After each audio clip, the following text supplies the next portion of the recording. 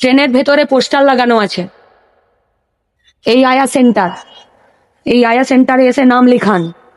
এখানে সব ধরনের আয়ার কাজের জন্য মেয়েদেরকে পাওয়া যাবে এবং এরা বিভিন্ন রাজ্যেও কাজে যেতে রাজি।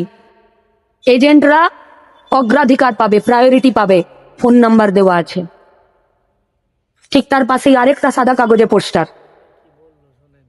যদি উচ্চ মাধ্যমিক, গ্র্যাজুয়েশন, তাহলে এই এই এই এই কাজ পাবে, কারখানায় কাজ পাবে, সিকিউরিটিতে কাজ পাবে, অফিসে কাজ পাবে, বাড়িতে বসে কাজ পাবে। বেতন কত? সর্বোচ্চ বেতন দেখলাম 15 আর সর্বনিম্ন বেতন দেখলাম 9,000 টাকা।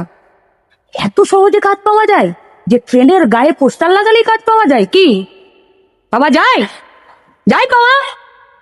কারা দিচ্ছে এই পোস্টার? কারা? খুলে দেখুন আজকের খবরের কাগজ।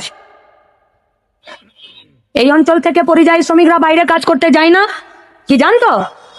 কার কার বাড়ির লোকেরা বাইরে কাজ করতে গেছে? বাইরের রাজ্যে পড়ে নেই, কাজ করতে যায় না? উত্তরপ্রদেশের একটা কাগজের থালাবাটি তৈরি করার কারখানা, কাগজের থালাবাটি। আমি এখানে সত্য বলছি না মিথ্যে বলছি, নিজেরা নিজেদের জীবনের অভিজ্ঞতায় মিলিয়ে দেখুন, মিলিয়ে দেখুন। একটা কাজ পেতে হবে, সেই কাজ কোন কোম্পানি আমাকে দিচ্ছে, সেই কোম্পানির নাম সরকারের ঘরে রেজিস্ট্রি করা আছে কিনা, আমাকে যে এজেন্ট, যে ঠিকাদার, যে লেবার কন্ট্রাক্টর আমাকে এখান থেকে নিয়ে যাচ্ছে, ছেলে হোক মেয়ে হোক, তার আধার কার্ড নিচ্ছে, তার ভোটার কার্ড নিচ্ছে, সেই লেবার কন্ট্রাক্টরের নাম আমার সরকার জানে কিনা, আমার বিডিও জানে কিনা। উনি খুবই সুন্দরভাবে আলোচনা করে কথাগুলো বুঝিয়ে দিয়েছেন। আলোচনাটি আমার কাছে খুবই ভালো লেগেছে।